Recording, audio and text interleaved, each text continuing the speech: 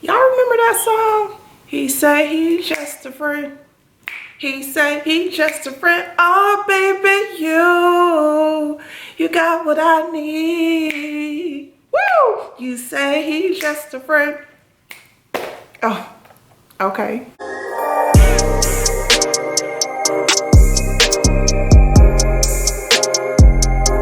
Hey gorgeous, and welcome to A Complete Vibe. Over here we speak about things like manifestation, self-improvement, self-development, just things that can help you become a better, overall better person. So in this particular video, I wanted to talk about how to know if your friends are real, because my cousin will not leave me alone about this particular video. So Kavina, here you go. Don't say I didn't never do anything for you, and I don't want to hear your mouth anymore. Okay, so I have always figured out who my true friends were in really good times and in really bad times. So in the good times, you know, start paying attention. Are they celebrating with you when you share your good news? You know, are they excited for you, or are you getting those like dry congratulations, like congratulations? Or are you getting, girl, yes, I'm so excited for you. I'm so happy. We need to go celebrate. Yes, friend. Come on, friend. Like, what type of responses are you getting when you share your good news? You know, are they quick to share your success on their social media? You know, if you make a post saying, you know, I'm about to graduate college, or, you know, I've gotten a good job, or I've met the love of my life, are they quick to share your success as their success? Because I feel like if you're my friend, if you win, baby, we all winning. If you getting blessed, I know my blessings are coming because I'm attached to you. So I know if your blessings are coming back to back, mine's are right around the corner. So how are they reacting to your success? Start paying attention in general. You know, when you share a goal of yours or something you're excited to do, or excited, you know, to go down this path, what is their response to you? You know, I consider her my friend back then. She ain't my friend no more. But I remember telling this girl, you know, how I was so excited to start a new business, and this, you know, my business was going to be lit and everything. I just was going on. And when I got done, she started laughing. And I was like, well, you know, what's so funny? Oh, nothing. You know, I'm just laughing at your little goal. And I was like, oh, okay, that's interesting. Okay. But again, you have to start paying attention to how people react. A fake person can only be fake for so long before their true intention, I'm sorry, not their true intentions, but their true feelings start to show. Start paying, like, another way of when you're sharing your good news, like, look at them, look at their face. See their facial expressions. You know, I remember one time again, she's not my friend anymore, but at the time it was a girl I considered my friend, and I was telling her, you know, how me and my dude were doing so good, and like how I just really love this man, and he's, you know, 10s across the board, he's doing excellent. And the whole time, you know, I was looking down at my phone, and I look up and look over at her, and she's like, the whole time. And I'm like, damn, what's wrong with you? Your breath stink? Like, why you making that face? What's going on? You real excited. And I'm like, yo, like, what really be wrong with people? But yes, start making more of an effort to pay attention to how they react when you share your good news, when you're excited about something, when you're speaking on something you're praying for or manifesting. Just start paying attention. Start being more observant. Okay, in your bad times, are they physically showing up for you? You know, I don't know if you know or not, but I was in a fire some years back, and I was in the hospital for a long time. And I remember, you know, when I finally woke up out my coma, I was talking to my nurse, and, you know, before my fire happened, you couldn't tell me I didn't have a gang of friends, like the bestest friends in the world. So I was talking to my nurse one day, And I was like, has this girl ever shown up? And I would describe who I thought was my best friend. And the nurse would be like, well, no, I've never seen her. And I'd be like, well, what about this person? I know she had to show up. I describe the girl. The nurse would be like, nope, nope, nope. And the nurse would tell me who did come, and I'm like, okay, cool, but are you sure? Like, this person didn't show up? And my nurse was like, no. And she told me something that I would never forget. And she said, pay attention who shows up for you in the worst times of your life. Those are a different type of people. Those are the people, you keep around. And like, I remember crying to my nurse because I was like, no, this was supposed to be my best friend. And you mean to tell me within 4 months, this person ain't never shown up? This person ain't never called? That's really hurtful. But at the same time, it was a blessing in disguise because I'm so grateful I didn't continue on with friendships that were basically one-sided. One of the girls who didn't show up right before my fire, see, I was already a struggling mother to begin with, and I gave her my light bill money to cover her light bill, and that's how much I thought of a friendship we had. Because if I'm willing to go without and also have my kids go without, just to make sure you're okay, that says a lot. And then for you not to show up, not to call, not to send something over the airways, like, girl, you ain't did nothing. That says a lot. And I'm looking back, I am beyond grateful for how everything happened, because there's no way I would want somebody in my life who cannot show up for me during the worst times of my life, and then not show up and have no remorse. Like, yeah, I didn't come. Okay. And another time, I haven't shared this story, but I had a boyfriend who was murdered, and he actually passed away in my arms. Right about a week later, I had a wedding to do. Now, I had planned to do the wedding with my boyfriend because, like, we knew how to work together. We knew how to, manage and get things done. We worked really good together. But of course, since he had passed away, I really did not want to do this wedding. I promise you, I did not want to do this wedding at all. Emotionally, I was drained. Physically, like, I just felt like I wasn't in my body, but I didn't want to let the girl down. So I'm like, okay, forget it. I'm going to just figure it out.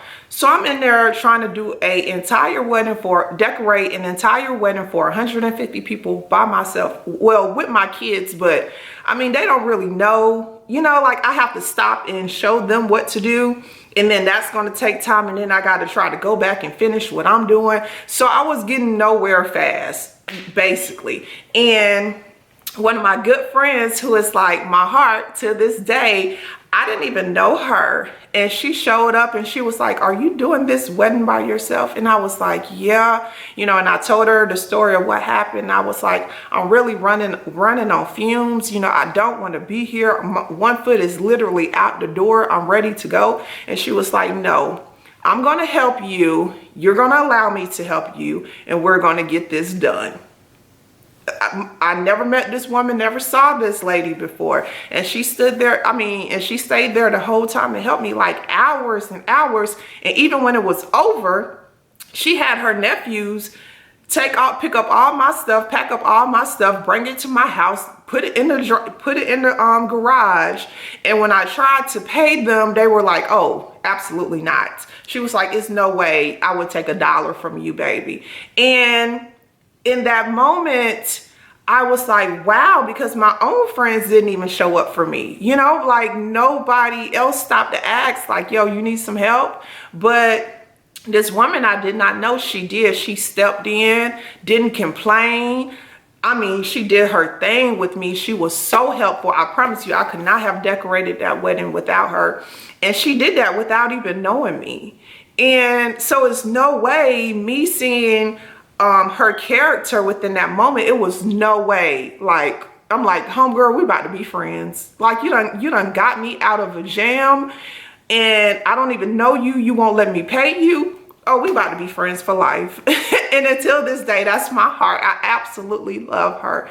But That's what friends do. They step in your time of need. They step in without you having to say a word. It's common. I know common sense isn't common, but daggone, you should be able to put two and two together when somebody's going through a difficult time, when somebody has passed away, when somebody is struggling, when somebody is barely getting by. You should have enough sense to be like, friend, are you okay? Do you need help? I'm about to pull up. You need somebody, you need me to help you cook? You need me to help you clean? I need to keep the kids. Like, I'm pulling up, friend. That's what a real friend should do. So piggybacking off of that a little bit, are any of your friendships one-sided? So are you only hearing from them when they need something from you, or they need you to do something for them? You know, how often do you hear from them just for, you know, in the conversation is, hey girl, how you doing? Are they pouring into you as much as you are pouring into them? I have another good friend. His name is Jason. Hey, Jason. And me and him had this conversation a while ago, and he was talking about his friendships. And he said he doesn't mind taking a step back and reevaluating them every once in a while. You know, and he asked himself, am I pouring what I'm pouring into them? Are they pouring just as much back into me? Because people will take your effort, they will take your energy and use it as much as they can. And I remember having that conversation with him. And I was like, wow, you know, I never really reevaluate friendships or ask myself questions about my friends. Like, you know, why are we friends? What value do they bring? And I remember him saying, like, fish, you're messing up, fish. You better start asking questions. And that really stuck with me, because right after that, I had another so-called friend. Like, y'all, I'm going to do better with picking these friends. But I had another friend, and she asked me to be in her wedding. And if you ever been a bridesmaid in any wedding, you know you got to pay hair, nails, dress, outfit, shoes, you know, all of that. And she asked me to be a part of her wedding, but the wedding was like 2 hours away. This particular weekend, my son had practice, and I couldn't find anybody else to take him to practice. So I had to drive 2 hours to go to her rehearsal. That lasted about 10 minutes. And no, the rest of the bridal party wasn't even there. So everybody was still confused on what to do.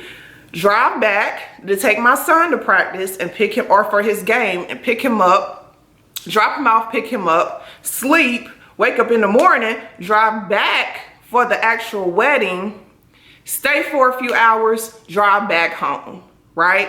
I did that, no complaining, no nothing.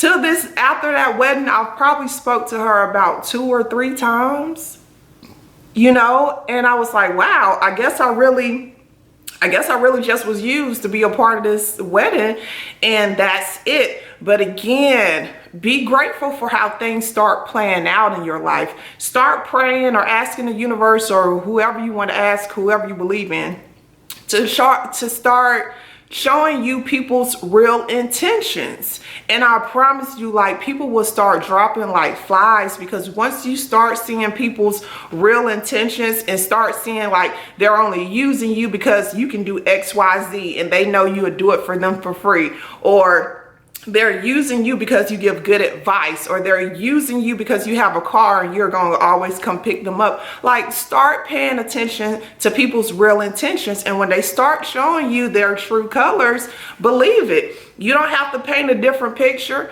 Believe however they show up is how they are. Ask yourself, are they making quality time for you? Now, don't get me wrong. I know everybody has other responsibilities. People have careers, jobs, kids, home life. You know, people have a lot of things going on. But any quality friendship, that person will make time for you. It doesn't matter if it's once a month, once a week. It doesn't matter if it's, you know, a phone call every Sunday night. It doesn't matter if it's dinner every other Tuesday night. A person who wants to be in your life will make quality time for you. That's like you dating a man, and the man never makes time for you. Like, what sense does that make? It's the same thing with friendships. A true friend is gonna make quality time for you. I know even with my friends, I have to physically see you, you know? Like, we can be on the phone and you can tell me you good, and sometimes I may hear it in your voice when something's wrong, but I know if you're physically in front of me, I can see if something's wrong with you. But I can only see that if both parties agree to make quality time for one another. Another thing is, you have to learn the proper title for these people. Everybody is not going to be your friend. That's just what it is. Everybody isn't your friend. So learn the appropriate title. Start using words like associate, co-worker, classmate, colleague, church member, neighbor. Like, give people the appropriate title. Don't be so quick just to stamp that friend title on somebody just because y'all been kicking it since the 5th grade. Okay, so what? No, everybody does not get the friend title in your life.